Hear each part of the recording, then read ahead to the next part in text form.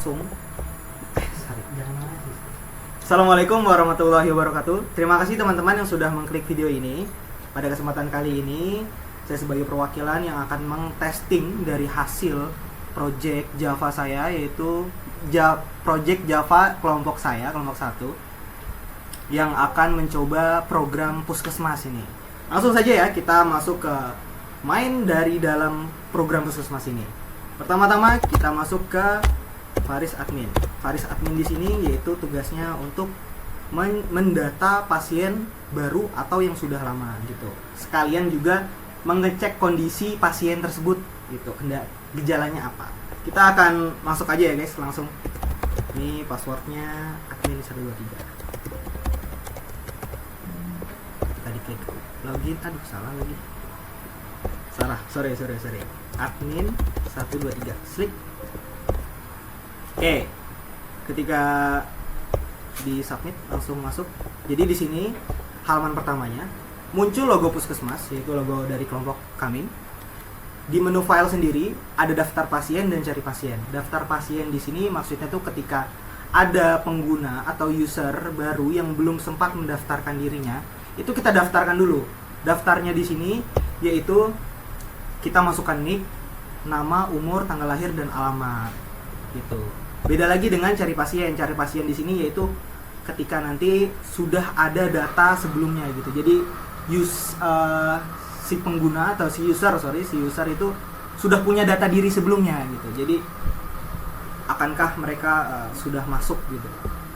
Soalnya ya karena ini ada user baru, contohnya ada user baru, ada pasien baru, kita akan masukkan nicknya. Contohnya di sini 1024. Namanya Dimas, umurnya 18, tanggal lahirnya di Jakarta, 26 April 2006, alamatnya di Kelapa 2 Depok. Ini data diri sudah lengkap ya, nicknya apa, namanya Dimas, umurnya 18, tanggal lahirnya segini, alamatnya Kelapa 2 Depok. Bisa kita pencet simpan untuk menyimpan data dari daftar pasien baru. Klik OK, otomatis dia akan kesimpan ke database. Kita cari ya di file cari pasien. Kita refresh dulu nih. Sudah masuk nih datanya nih 1024. Kita cari dulu deh untuk memverifikasi benar tidaknya nih. Search. Nah, sudah ada. Ternyata nama Dimas ini salah. Kita ganti namanya Joko. Kita klik OK, otomatis datanya juga ikut berubah. Joko OK, nicknya tetap sama. Oke, untuk menu data pasien clear ya, terkait penambahan daftar pasien serta mengubah identitas dari si user gitu. Oke, masuk ke menu konsultasi. Konsultasi di sini yaitu ketika admin mengecek kondisi si user ini sakit apa, kita masuk ke tambah gejala dulu. Si Dimas tadi gejalanya apa ya? Kita cari dulu deh. 1023. Salah. Bentar. Nih, kita cari di 10. Oh iya. Oke. Untuk nicknya 1024. Kita search Joko. Tambah gejala dulu teman-teman. 1024. Cari. Otomatis ada namanya Joko dan gejalanya kita tulis di sini batu. Untuk statusnya kita bisa simpan. Gejala berhasil disimpan. Oke.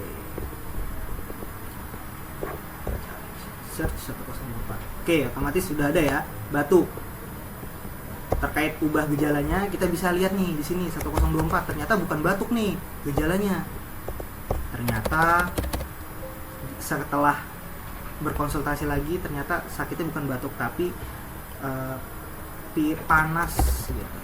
Panas, meriang. Oke. Statusnya dalam pemeriksaan nih. Dalam pemeriksaan ya. Sip. Simpan perubahan, data berhasil diurut. Oke, kita sudah berhasil ya mengikutin ya. Refresh dulu deh datanya. klik 1024 search meriang, sudah baru ya. Oke, lanjut ke menu Zaki Dokter. Jadi di sini Zaki Dokter ini sebagai penganalisis dari penyakit Joko tadi. Oke, kita masuk ya. Zaki. Di Zaki di sini tugasnya untuk mendata pasien, gejalanya apa, terus kira-kira obatnya tuh apa gitu dari gejala meriang tadi, sakit meriang. Passwordnya dokter, ini dokter.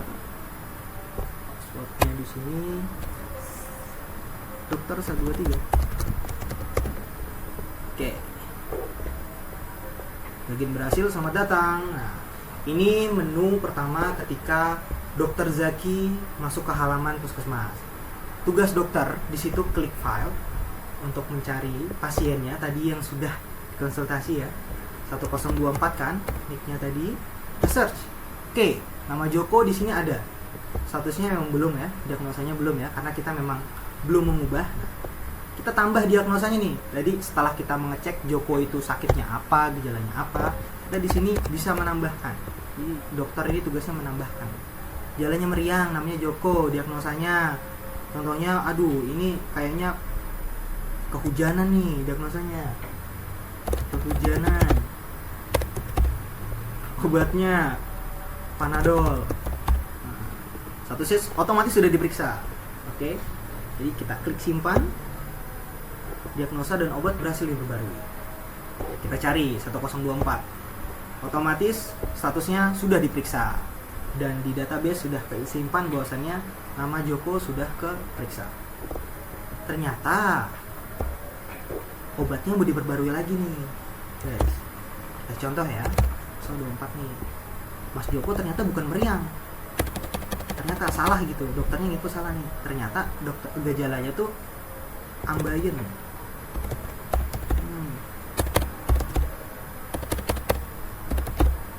Diagnosanya makan apa ya? Makan batu, coba. Makan batu. Obatnya Bodrek contoh. Oke, statusnya otomatis kita klik ya, sudah diperiksa. Simpan. Oke, data berhasil diperbarui. Otomatis kita refresh. 1024. Kita klik search. Otomatis namanya Joko, gejalanya terbaru ya, ambeien tadi, batuk, diagnosanya makan batu, obatnya Bodrek. Nah, statusnya sudah diperiksa. Oke, itu tugas dari dokter Zaki, yaitu untuk menginputkan gejala, diagnosa, sama obatnya apa. Lanjutnya dokter Dimas. Kita masuk ke menu dokter Dimas. Sama sebenarnya dokter Dimas tampilannya seperti apa. Kita pakai. Untuk passwordnya di sini dokter Fatimah. Sip. Oke, selamat datang dokter Dimas. Sama tadi seperti sebelum-sebelumnya, namanya Zaki Dokter. Main menunya seperti apa? Jadi si dokter Dimas ini kurang lebih sama seperti tugasnya dokter Zaki, yaitu untuk menambahkan diagnosanya betul tidak gitu ya. Opsional aja sih misalnya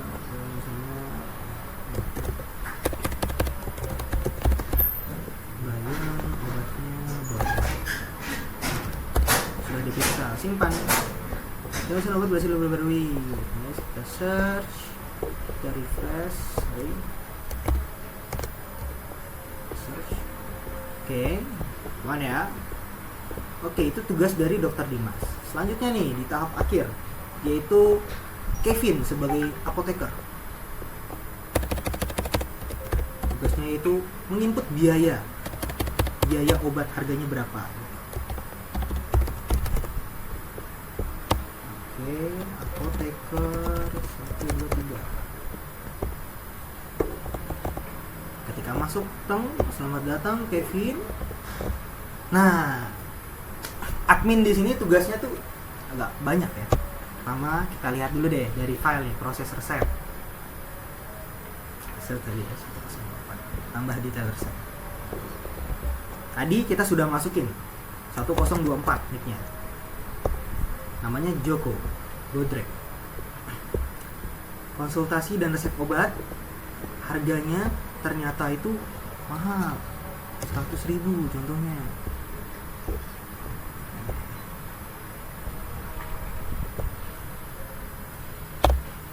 Nah, ini 200.000. Simpan. Konsultasi dan resep obat aman. Klik simpan. Data berhasil disimpan. Oke. Kita cari 1024. Apakah sudah ada? Nah, 200.000 sudah ada ya. Jadi admin itu tugasnya melihat jenis konsultasi obatnya, harga satu obatnya berapa. Oh iya, apoteker, sorry. Apoteker ya tugasnya ya. Menginputkan harga serta subtotalnya berapa aja. Obatnya ya maksudnya. Langsung masuk ke menu tagihan. Tagihan di sini yaitu pembayarannya mau pakai apa? Bisa transfer, bisa juga cash. Kita cek bayar tagihan. Ternyata si Joko ini mau bayarnya transfer, bisa. Ternyata Mas Joko ini mau bayar tunai, bisa. Jadi ada dua opsi untuk pembayaran.